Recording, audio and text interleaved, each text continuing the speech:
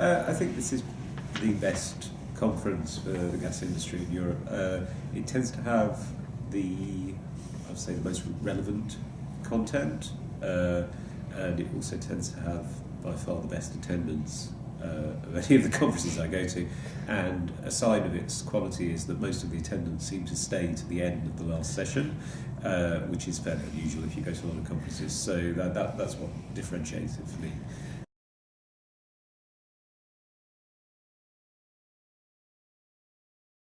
I think it's mainly the fact that the whole market it's operating in is heavily dislocated at the moment. There's a lot of non-commercial pricing amongst competing energy forms, which is highly disruptive. And I think in that context, all the operators are sort of having to make constant decisions which are not really economically driven, which is challenging.